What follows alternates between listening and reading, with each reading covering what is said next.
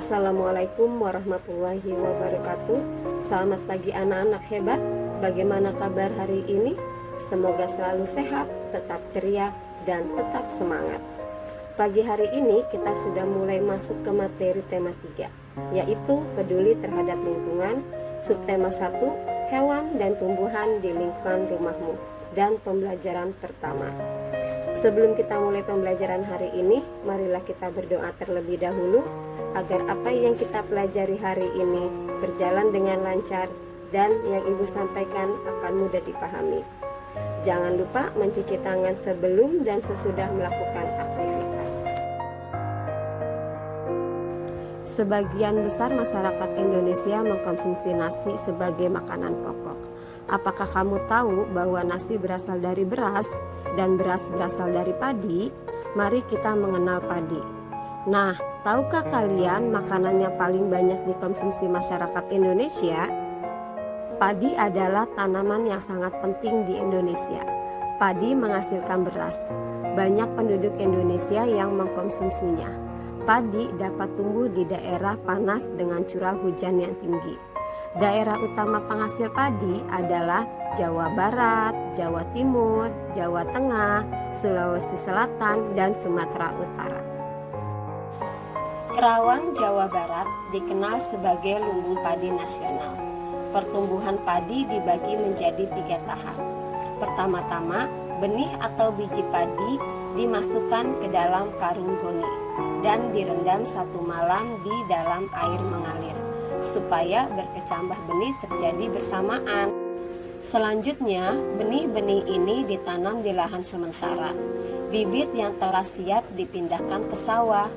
Biji atau benih tadi akan tumbuh berkecambah hingga muncul ke permukaan.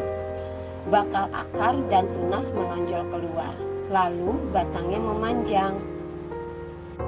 Petani juga mengairi, memberi pestisida dan pupuk pada tanaman. Selanjutnya, tanaman padi berbunga hingga gabah matang, berkembang penuh, keras, dan berwarna kuning.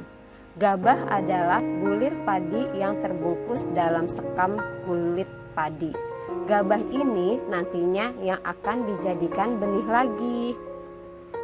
Tahap pertumbuhan padi berlangsung antara 110 hari hingga 130 hari. Setelah panen padi, gabah ditumbuk dengan lesung atau digiling dengan alat yang lebih modern, sehingga sekam atau kulit padi terlepas dengan isinya. Nah, bagian isi inilah yang berwarna putih, kemerahan, ungu, atau bahkan hitam yang disebut dengan beras.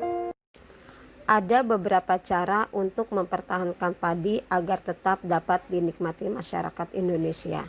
Yang pertama, bibit agar dapat ditanam kembali. Yang kedua, menjaga lahan pertanian. Jangan sampai lahan digunakan untuk kebutuhan lainnya. Misalnya, dijadikan untuk mendirikan bangunan. Ketiga, menjaga kebersihan lingkungan. Sampah akan menyebabkan banjir. Apabila terjadi banjir, maka tanaman padi tidak akan tumbuh. 4, saluran air dijaga agar tetap mengalir. Dan kelima, penggunaan beras yang tidak berlebihan. Jumlah penduduk yang meningkat dan meningkatkan kebutuhan yang besar terhadap padi. Penggunaan beras sesuai dengan kebutuhan akan sangat membantu. Selanjutnya, perhatikan gambar-gambar berikut ini. Setelah itu, tuliskan sedikitnya 5 pertanyaan tentang gambar tersebut. Kalian bisa gunakan kata tanya apa, siapa, di mana, kapan, dan bagaimana. Nah, di sini Bu Nia akan sedikit memberikan contoh ya untuk gambar pertama. Nomor 1, apa yang sedang dilakukan nelayan? Nomor 2, di mana nelayan menangkap ikan? Nomor 3, kapan nelayan pulang menangkap ikan? Nah, kalian bisa menggunakan kata tanya yang lain ya.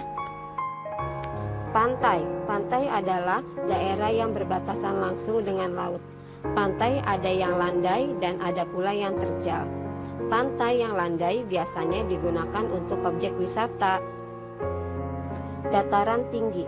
Dataran tinggi adalah permukaan bumi yang ketinggiannya 500 meter di atas permukaan laut.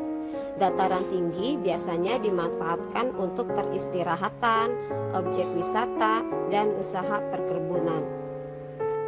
Dataran rendah. Dataran rendah adalah permukaan bumi yang datar dengan ketinggian kurang dari 200 meter dari atas permukaan laut.